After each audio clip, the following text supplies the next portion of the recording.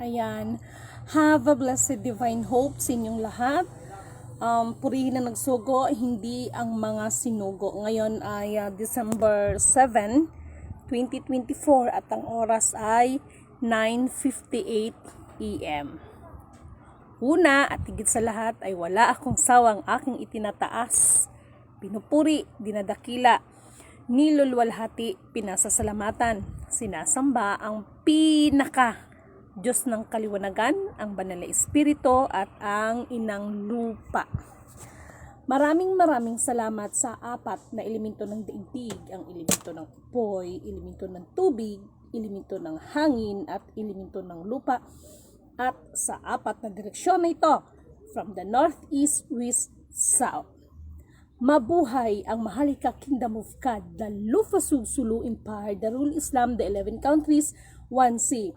Mabuhay ang nagmumula sa perlas ng silanganan.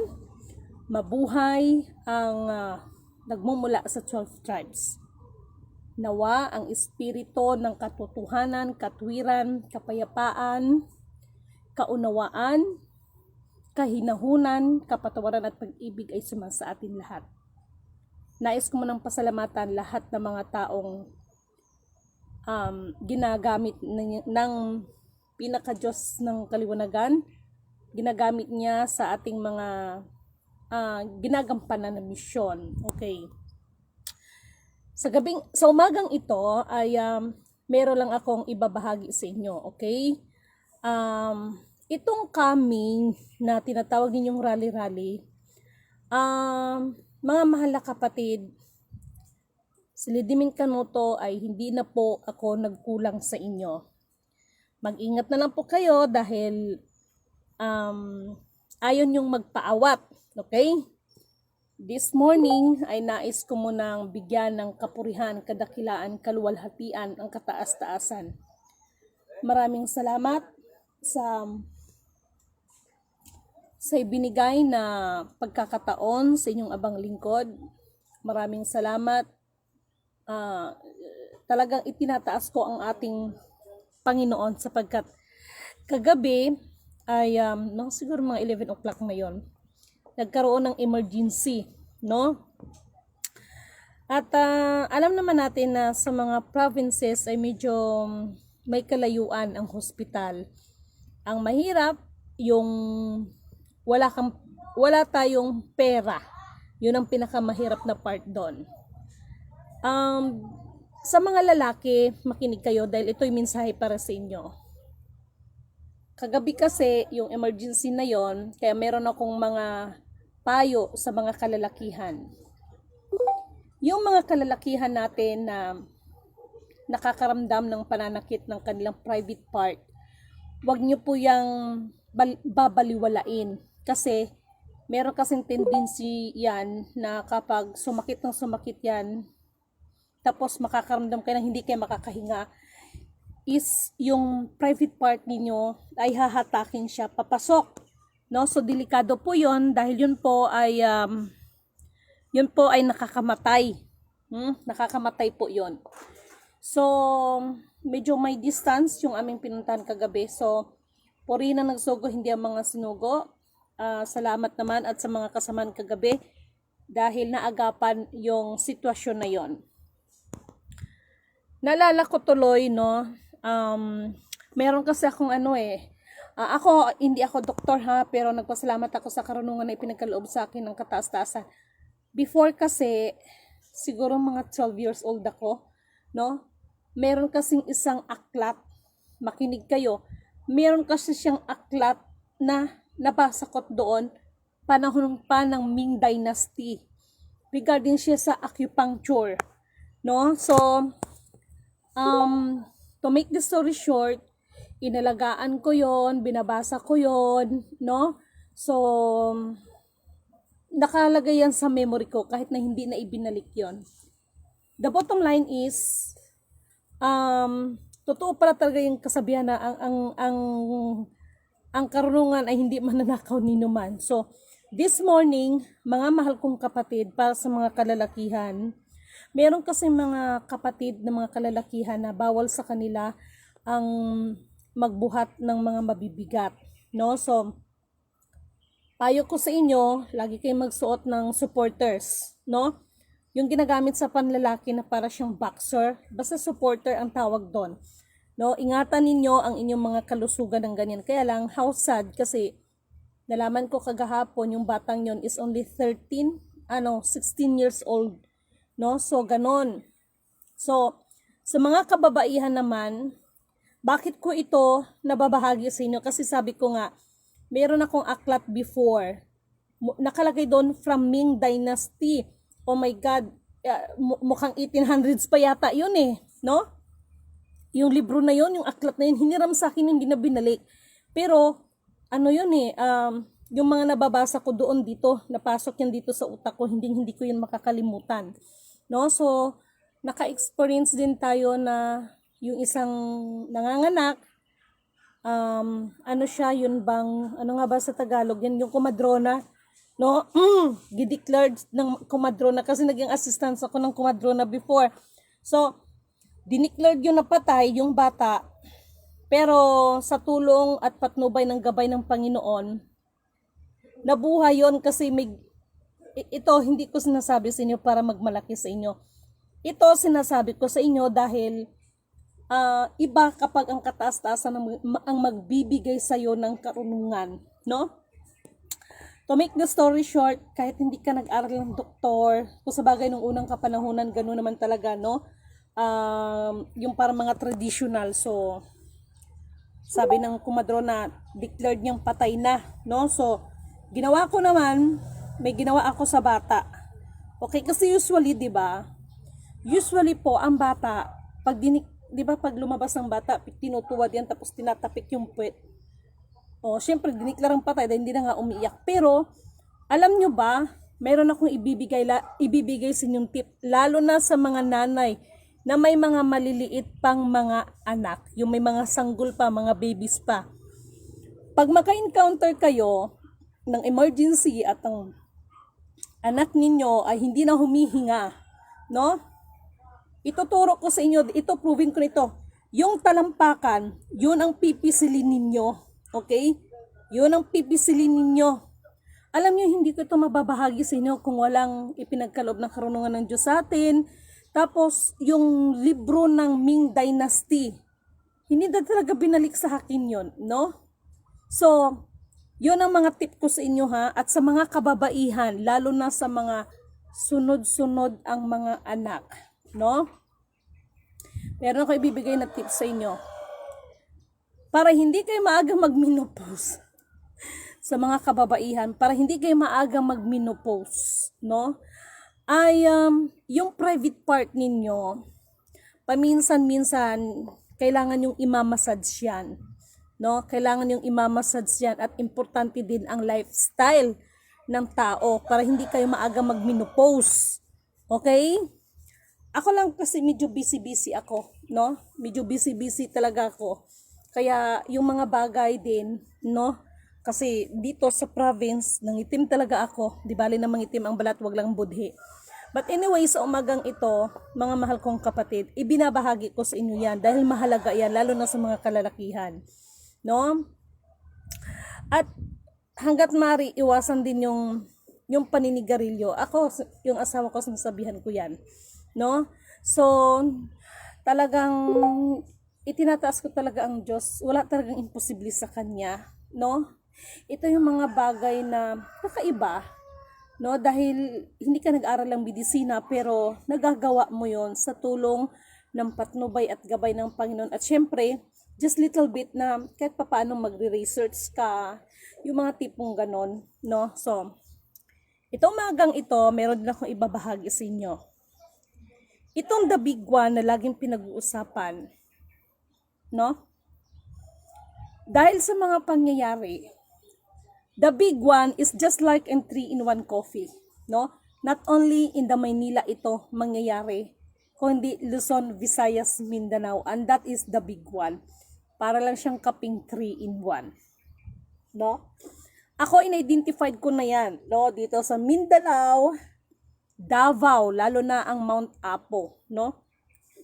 magiging ano yan, mag-iingay, no? Ang Mount Apo itong 2025, mag-iingay yan. Kaya ingat-ingat kayo dyan.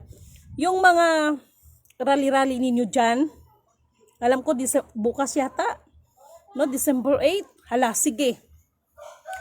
Ingat lang kayo ha. At pwede ba, wag na kayong wag na kayong magbitbit ng mga minor de edad.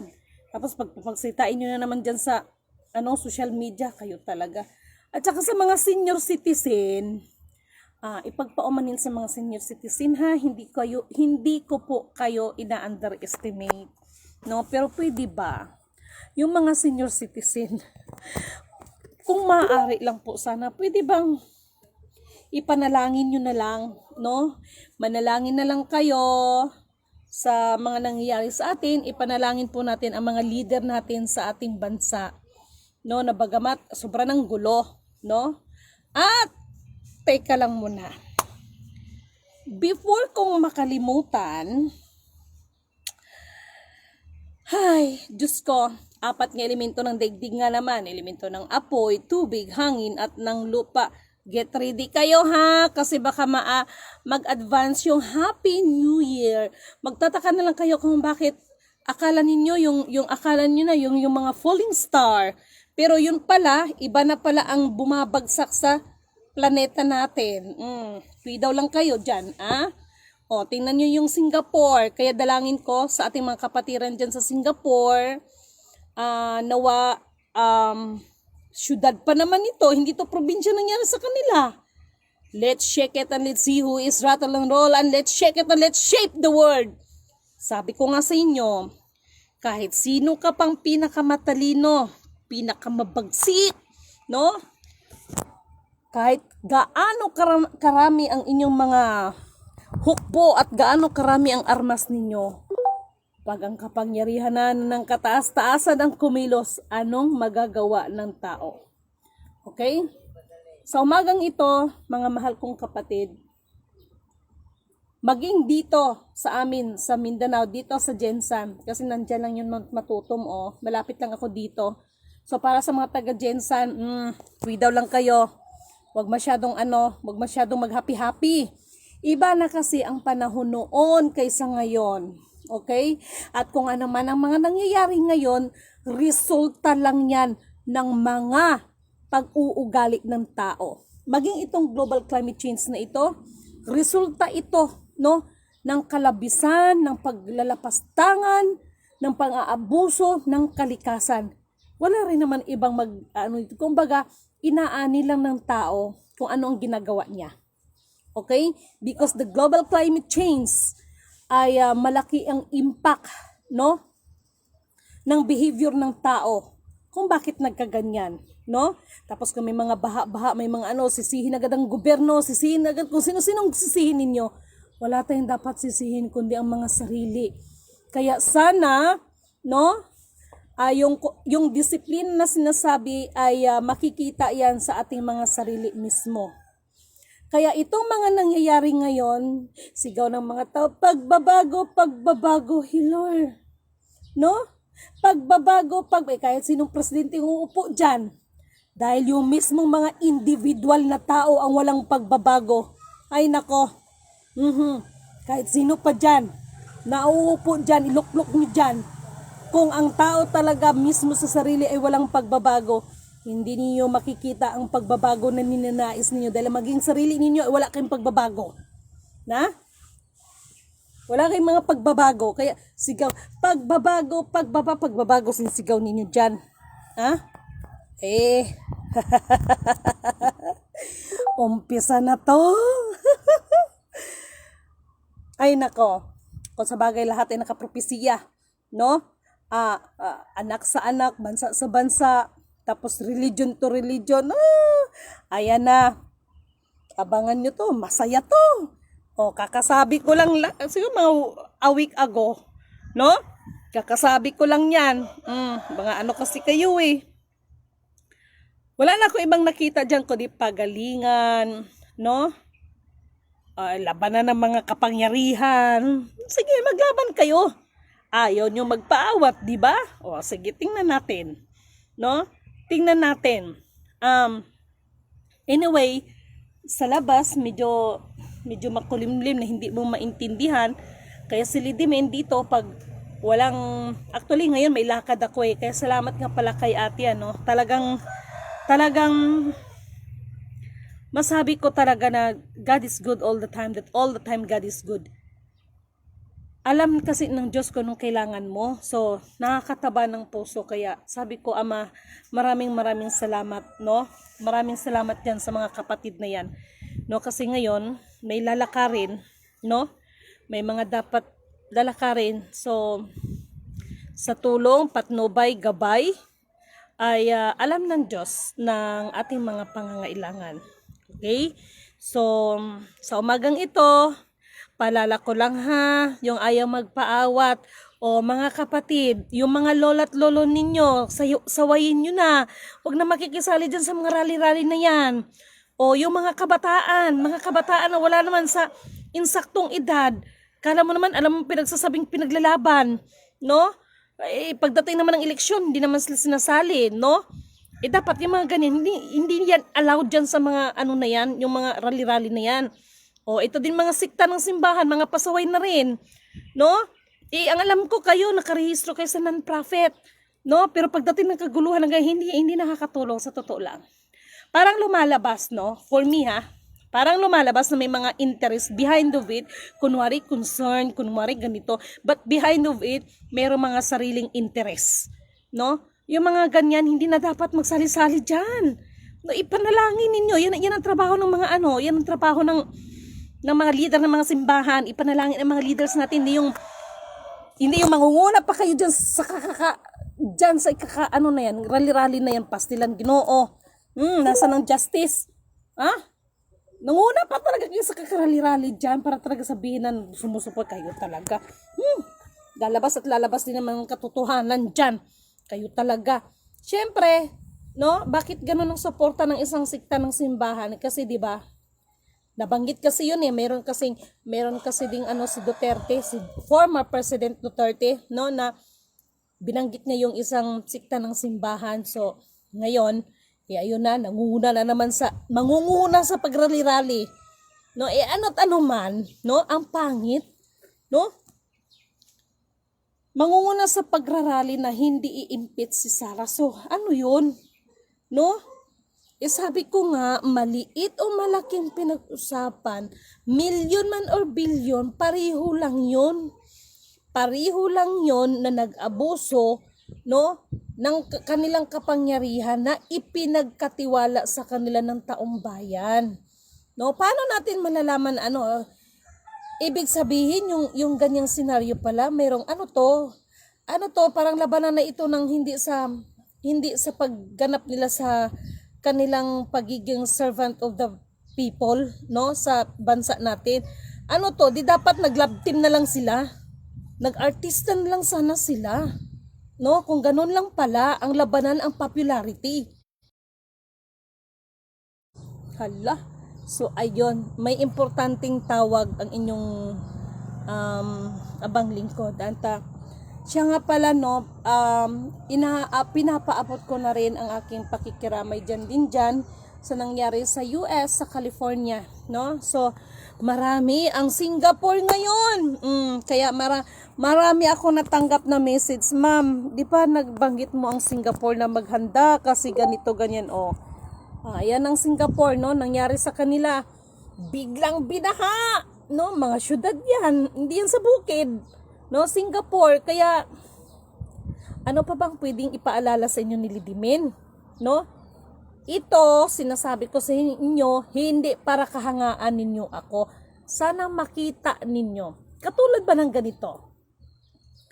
Ito pinaabot lang naman sa akin, hindi ko rin alam kung gaano katotoo to eh. Yung bang masabi ko na naging katunggali ko, naging kaaway ko. Diritsahan. Naalala ko yun last video niya, no? Sabi niya, yang putang inang, ipagpaumanhin mo na siba, yang putang inang Lidimen na yan, yung kwintas niya na yan ang tatali, bibigti sa buhay niya, ganito, ganyan. Isa lang ang sinabi ko, challenge accepted.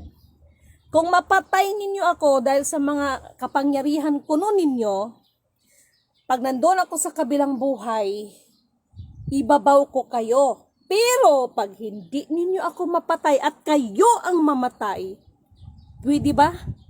Purihin ninyo ang nagsugo sa akin. Hindi ko sinabing purihin ninyo ako, kundi purihin ninyo ang nagsugo sa akin. Ngayon, sa kabila ng lahat, hindi ko in-expect. Nakatanggap ako ng isang tawag. Sinabi sa akin, kapatid, may ibabalita ako sa'yo. Sabi ko, ano yon? Sabi na, nabalitaan mo ba nangyari kay matanda? Sabi ko, bakit? May tumawag sa kanya na taga doon sa kanila at sinabi na natsugi na ito. Hindi ko alam kung gaano katotoo ito ha, pero ibinalita sa akin to. Ang sabi ko naman, magkagayon man, wala rin akong, hindi ako natutuwa, no? Sapagkat lahat naman tayo ay huhusgahan, haharap sa Kanya. Mabuti o masama ang ginagawa natin, haharap tayo sa Diyos para hatulan. Yun naman talagang realidad. So sabi ko na lang, magkagayon man harinawa ang kanyang kaluluwa. What is the bottom point dito sa sinasabi ko? Ito yung paalala ko sa lahat ng mga gumaganap na pinagkalooban ng karunungan, mayroon mang pinagkalooban ng kapangyarihan, lakas, gamitin po natin yan para sa ikakaluwalhati, ikakadakila, ikakapuri, ikakapasalamat, at itaas o purihin ang nagsugo. Hindi ang mga sinugo, hindi ang mga sarili. Na? Tapos yung iba, sabihan nyo pa akong satanas ako. Hindi yung pagkasabi ko na purihin ang nagsugo, hindi ang mga sinugo. Hindi si Jesus Christ ang inaano ko dito. Tayo ngayon sa ating kasalukuyan. Ang panahon ni Jesus Christ, basahin ninyo sa Hebreo chapter 1, no? Ang mga tao ay kinakausap ng Diyos sa pamamagitan ng mga propeta na kanya ding mga inatasan. Sa huling araw, kakausapin tayo ng Diyos sa pamamagitan ng anak ng tao. No, imiminsahe niya. Actually, hindi lang naman slidimin nagmiminsahe sa inyo. Kaya lang mga tao, tigas talaga ng ulo. Hala, sige! Hala, bira! No? Kaya, minsan, dinadaan-daan ko na lang sa sayaw ng ganun. No? Dinadaan-daan ko na lang. Pero ang totoo niyan, yun na yun. At alam ko, nung nakarang araw, nag-lock ako ng profile ko. Alam ko naman kung sino talaga yung mga talagang masabi ko na, oh, ito talagang loyal ito sa akin. Alam ko naman na yung iba dito, no, kunwari nakikinood, ano yan sila doon sa ibang grupo. No, ito na nga, di ba sabi ko nga sa inyo, si Lidimin Canoto, inaamin na ito ay nangungutang. At humihingi ako ng tawad sa mga nautangan ko na hindi ko agad nabayaran. Pero, ngunit, subalit dapat, yung gagamitin ninyo ako para sa mga walang kahiyaan ninyo, bakit ko nasabi? Ganito yan. Minsan, nagulat ako. May tumawag sa akin, no? Nakuha din nila yung phone number ko. Di ba, nagbinsan na ako nagbigay ng aking phone number. Nakuha nila yung phone number ko. Tapos, ma'am, nasan ka na ba? Sabi ko, ha? Sino ba to? Sabi niya, ma'am, nandito kami. Di ba may meeting ngayon? Darating ka? Ha? Anong darating? Taga saan ba kayo? Ma'am, taga Cavite kami. Ha? Taga Cavite kayo? Nandito ko sa General Santos na Mindanao. Ma'am, wag ka magbiro ng ganyan. Sabi ko, alam nyo naman siguro ang messenger ko, di ba? So, mag-ano ka ng messenger, mag-ano tayo, mag-video chat tayo to prove na nandito ako sa Mindanao at nandito ako sa Jensan. Ma'am, nag-aantay kami dito kasi mayroon silang leader, inorganize sila, kinuliktahan sila. No, ang alam ko 52,000 ang nakulikta nun. Kasi daw, darating ako, kailangan ganito, kailangan ganyan, paghandaan ako. Hala, nalungkot talaga ako. Alam niyo, sa totoo lang, sa sobrang inis ko, naiyak na lang talaga ako. Alam niyo kung bakit? Hindi po ganyan si Lidimin. Na kung darating man ako sa isang lugar, nagpapahanda ako ng mga masasarap na pagkain, paampagin ko kayo para bibili ng mga ganito, nagkakabundat-bundat na ang tiyan. Sa akin po, nilagang saging at nilagang kamote, talbos ng kamote na salad, may bagoong dyan, masaya na po ako. Ang mahalaga sa akin, naabot ko kayo, hindi yung ako ang inaabot ninyo. No? So, the bottom line, nakakaiyak, di ba? The bottom line is, yun ba ang tipo na may mga ganong senaryo, tapos ayan yung mumurahin ka, no? Pangalawang experience ko tungkol sa palladium na yan. Dahil, tumawag yung isang engineer, hindi ko siya babanggitin, no? Tumawag din, ang nakuha nang nakuha ng ahente is 50,000. Kasi yung PD na sinasabi niyo, yung palladium, yung gagamitin para sa bullet train, nag-request ako sa bankers, no? Nasabi ko, nag-request ako sa keeper natin, nakunan mo ng video, tapos POL, proof of life, so nandun na. Hindi ko sukat akalain, 1 week na hindi nakarating sa akin, pinagpiesa na pala yung video, mga animal. No, tapos, ayun na. Kaya kayong mga nagko-commodities dyan, mag-ingat kayo ha. Mag-ingat kayo, yung mga video-video na yan. O, ayan, tingnan mo. Ama, patawad po. Alam nyo, bilang tao, minsan hindi mo maiwasan na sasagot ka dahil mapupuno ka eh. Nung nakaraang mga buwan na siguro mahal, no, meron isang tao na grabe talaga ang panlalait, paninira niya. So, ginawa ko na lang, simple lang. Ano man ang paninira ninyo, sa sarili ko, alam ko sa sarili ko, kilala kong sarili ko. Okay? To make the story short, nakakaiyak ang senaryo na ito. Ayun, sa awa ng Diyos, yung nanira sa akin, nandun na sa kulungan. Na? Kasi yung mga ginagawa ninyo na naninira kayo ng kapwa para kayo ay lumalabas na kayo yung mga victim, pa-victim effect, na kayo yung matuwid, nandun na sa kulungan. Non-billable naman yon. Non-billable. So, katulad ng ating mahal na presidenteng PBBM, pagamat anuman ang uulitin ko lang hindi po ako maka-PBBM, ang sa atin lang, kung ano yung tama, yung ang mali is mali.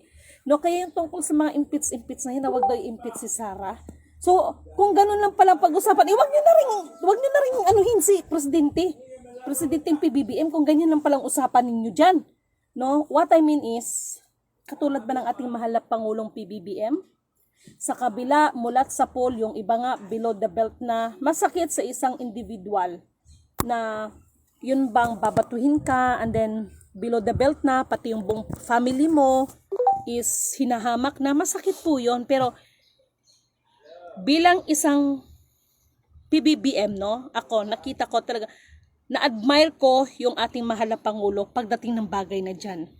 Kasi kahit anong below the belt na lahat ang sinasabi tungkol sa kanya, never nyo pong narinig na nagsalita ng hindi maganda yan. Never nyo pong narinig na yan ay nagmumura sa kapwa yan. Itong pinakahangaan ko sa kanya. Yung pagkasabi niya, inamin niya, di ba? Alam nyo, doon ako humanga sa ating mahal na presidente, yung tahasan niyang inamin, yung sinasabi na nag-leak yung text message niya na sinabi niya na wag nang i-impeach si Sara kung maaari, no? So, aminado siya, talagang tahasan inamin niya. Alam niyo kung ano ang bottom line doon? Pinakamataasan natin ng presidente yan, ha? Yun ang pinakamabuti. Naalala niyo ba yung vlog ko that our beloved President PBBM, hayaan natin siya kasi lahat na nangyari sa mundo sa atin ay may purpose ng Diyos. Naalala niyo ba yung sinabi ko na kusa iyan siyang magsasabi at in the right time ay kung mag-i-step down man siya, desisyon ng kanyang sarili niya yan. Pero hindi po nangangahulugan na kung mag-step down man siya, yan po ay kabiguan niya at wala siyang kakayanan bilang presidente. Hindi po niya yan kabiguan at hindi po niya yan wala siyang kakayanan bilang presidente, kung hindi ang pinaka-the best sa tao, marunong tumanggap kung ano ang katotohanan. Dahil kung marunong kang tumanggap ng katotohanan, nandoon yung kababaan ng loob mo. At higit sa lahat, kung mangyari man yan, ibig sabihin, natagpuan na niya ang dapat niyang matagpuan ng kanyang matagal nang hinahanap, na magiging kapayapaan maging sa kanyang sarili. Pero hindi po nangangahulugan yan na talunan ang ating mahal na presidente. Ito yung mga bagay na hindi nakikita ng mga tao dahil ang nag-iiral sa kanila, yung sila yung magaling, sila yung may kakayanan, sila yung may kapangyarihan, sila ang mas nararapat. Basta ako, kaya katulad ko, no, ako mismo personal ko, I declared bilang Lidimin Canuto, ang aking presidente ay mananatili at manatili yan na ang mahal nating PBBM. Sa kabila ng inyong mga paninira, no? Ang ating mahal na presidente ay ginagawa pa rin sa abot ng makakaya. Siguro hindi lang siya showy, no? Pero alam nyo ba, ito bahagi ko lang sa inyo ha.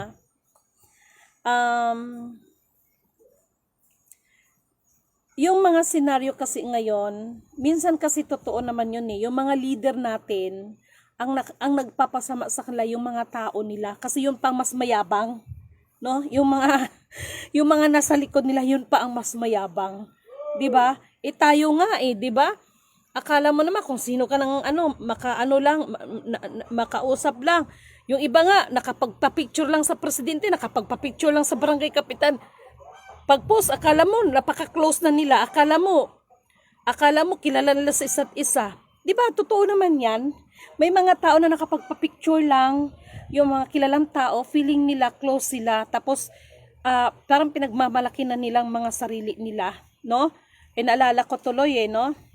Nung presidente pang ating mahal na dating presidenteng Rodrigo Roa Duterte.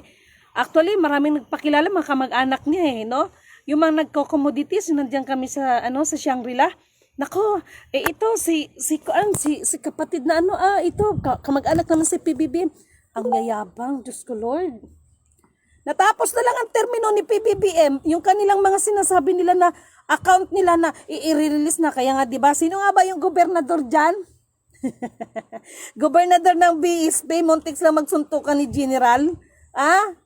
Dahil yung pera ayaw iparelease ng isang gobernador ng BSP natin. No, para sa kaalaman ng iba ito kasi may kinalaman sa mga commodities. May kinalaman diyan sa mga pagki-claim-claim ng mga accounts. Pastilan, Ginoo. Tapos yung iba naman, yung isa namang babae, nakusahan ako. Kaya hindi daw niya ma-release ang pera niya. Kaya tabawi na niyang World Bank. Dahil daw sa akin, dahil pinipigilan ko, pag sure dira, ikaw may-ari ng World Bank, ikaw may-ari ng accounts mo, bakit hindi mo ma-withdraw? Tapos ako pagbintangan mo, ako ang sasabihan mo sa mga tao mo, ipain mo pa ako, gawin mo pa kong sangkalan. Pastilan, pag sure, no? Ganon Sinabi ko naman sa inyo, alam nyo naman yan di ba? Anumang mga accounts, existing yan, given yan, bumalik na yan kasi sa infinite, not only the mother. Pero ngunit, subalit, datapwat, si Lidimin ang nagsasabi, maging pangalan ni Lidimin, no? Ay hindi nakapangalan doon sa infinite dahil ang pangalan ng infinite account ay hindi nakapangalan ni no man na individual na tao. Ang pangalan ng infinite na yan, sagrado yan, may pangalan yan. Ang pinagkalooban lang ng Panginoon ang nakakaalam. Kayo talaga. Lidimin Canuto declared kahit anuman basta may kinalaman sa mga heritage account, mga global accounts, Lidimin Canuto declared walang release. Ni kusing itaga niyo sa bato yan. Ni kusing. Na? Siya nga pala doon sa mga naghahanap ng mga certificate ninyo, huwag kayong mag-alala na hindi, as long as Lidimin hindi pa nag-amnesya, huwag kayong mag-alala. Hindi ko lang maanong lahat, inaantay ko lang yung sarili kong computer at saka sarili kong printer, no? Kasi ayoko mag-print sa labas. Kasi yung sarili kong printer, thank you so much kay Bishop, yung nag-donate sa akin ng computer, ng laptop, at saka ng printer, nandyan sa Maynila. So, meron akong pinag-iwanan dyan, meron akong inuutos. Kayo talaga. Nung meron. So, ganun. Mga kapatid, simple lang. Sa panahon ngayon, paalala ko ha, kagabi pa to. Kagabi nga sabi ko sa inyo, pag magdikta yung espiritu no? Sabi sa akin ng espiritu kagabi, Didimen. Tsaka mayroon pang isang pangalan na tinatawag sa akin Didimen, sabi niya ganon. Paalalahanan mo nga yung mga tao. Hingi ng biyaya. Yung iba nga lalamon na lang, hindi pa marunong magpasalamat bago kumain. Aminin nyo, marami sa inyo. Marami sa inyo, no? Ang lalamon na lang, hindi nga nakapagpasalamat sa Panginoon. Hala, diretso lamon. Kayo talaga. Huwag kayong magagalit sa akin. Isa pa yan, hindi yan pakikialam sa inyo, paalala yan. Hindi yan pakikialam po sa inyo, paaalala po yan dahil yun po ang dinikta ng Espiritu kagabi. Didimen, maraming naghingi ng biyaya, pero marami sa kanila ang kumakain na lang, kakain na hindi nga marunong magpasalamat. Alam nyo, maliit ng malaki, marunong tayo magpasalamat sa Panginoon, no? Bago kumain, bago matulog, pagkagising sa umaga, ganun. No, dapat ganun. Ito hindi pakikialam sa inyo. Paalala lang po. Wala naman sigurong masama, no? Hindi rin kaya biro magsigig kyaw-kyaw sa...